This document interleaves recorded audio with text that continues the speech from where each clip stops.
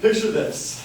You just received a scholarship for the university of your choice, playing the sport that you love. You've dedicated your life to the sport, sacrificing friends, activities, parties, family, etc., for the hopes of one day becoming a professional. This season comes and you are loaded with a full day of classes, 40-hour practice weeks, 35 hours of homework a week, and just enough time to get enough rest and do it all again the next week. There is no time for you to get a job, no time to make a few extra bucks. You are fully burdened with athletics and academics, and this is why we believe that NCAA scholarship athletes should receive an additional stipend for the school year. Claim 1. We believe that athletes need additional money to pay for their schooling. Students don't have time for jobs, and scholarships don't cover all expenses that the average school requires for tuition, room and board, food, etc. Now let's discuss the time spent for academics and sports for the average college athlete. According to FratHouseSports.com, football players spend an average of 43.3 hours on their sport, playing games, practicing, training, and in the training room, compared with 38 hours on academics. Baseball players said they spent a little more than 42 hours on their sport and a little less than 32 hours on academics. Men's basketball said they spent 39 hours on their sport versus 37 hours on academics. And women's basketball spent 37 and a half hours a week on their sport and 39 on academics. And if we look at how much NCAA athletes make from their scholarships, we learned from NationalReview.com that scholarships are financially valuable, sure, but according to PBS, the average scholarship fails about $3,000 short of covering an athlete's essential college expenses. Closing that gap, i.e. boosting scholarship aid, would be an easy way to help cash-strapped players meet their living costs. In this breakdown, that illustrates the financial stress that the average athlete can experience. And according to Larry Chiang at Ducknine.com, 38% of all college students that drop out say it was because of financial pressure. Claim 2. Students break rules in order to pay for expenses.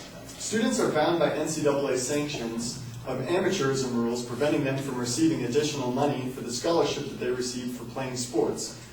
By definition from the NCAA on amateurism, in general, amateurism requires an NCAA do not allow 1. Contracts with professional teams, 2. Salary for participating in athletics, 3. Prize money above actual and necessary expenses, 4. Play with professionals, 5. Tryouts, practice, or competition with a professional team, 6. Benefits from an agent or prospective agent, 7. Agreement to be represented by an agent, and 8. Delayed initial full-time collegiate enrollment to participate in organized sports competition. But with those rules in mind, when an athlete is faced with either starving because of lack of money for food or accepting a generous handout to help pay for groceries, who wouldn't take the latter? Richard Maxson with U.S. Press Wire reported, Kansas State senior Jamar Samuels was ruled ineligible for accepting $200 from an old AAU coach to eat. Yep, you heard that right. Jamar Samuels apparently came from nothing and had no money, so he reached out to an old friend for some food money. Of course, the NCAA had to drop the hammer of a student athlete who's made the NCAA millions of dollars over the course of his career. Now, some students have taken advantage of the claim to fame as a high-profile athlete. According to ESPN.com, Terrell Pryor made thousands of dollars autographing memorabilia in 2009 and 2010. A former friend who says he witnessed the transaction has told Outside the Lines, the signing for cash, which would be a violation of NCAA rules, occurred a minimum of 35 to 40 times, netting Pryor anywhere from $20,000 to $40,000 that year. The former friend says that the source spoke to ESPN under the condition that his face not be aired on TV and that his name not be published. But he said Pryor was paid $500 to $1,000 each time he signed mini footballs and football helmets and other gear for Columbus businessman and freelance photographer Dennis Talbot. There's other instances that we've heard of, such as Reggie Bush from USC. He received hundreds of thousands of dollars for his family as gifts from 2 California agents. And we also know of Ken Newton breaking rules as well. So where do we draw the line?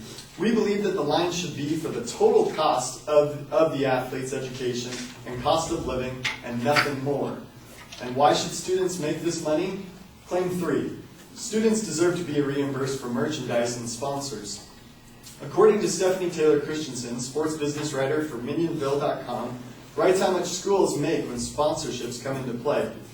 In 2011, University of Michigan appears to have the most lucrative deal with its 8-year-long Adidas sponsorship totaling $66.5 million. Coming in second is the University of North Carolina with $33.7 million for a 10-year Nike contract. And then if we look at merchandising, Texas in 2010 was number 1 for the 5th consecutive year, bringing in $10.15 million in gross royalties. Top apparel categories for 2009 and 2010 included t-shirts, performance gear, headwear, and youth gear. If schools are making millions of dollars on their athletes in which they are exploiting, who do you think deserves that money more than the students who are responsible for the school receiving these profits? With an additional stipend in play, student athletes can focus more on training and schoolwork rather than worrying about filling a 20-hour week at Pizza Hut delivering pizza. More athletes would be available to play the game instead of students dropping out because of their lack of money required to attend the university. This is why students should receive an additional stipend.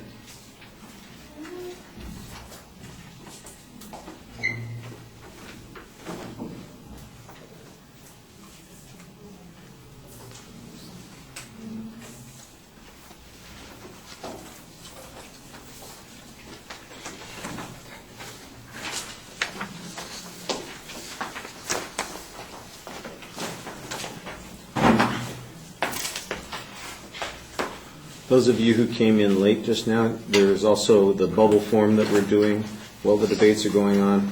Aaron's got them. Make sure you get one to fill out.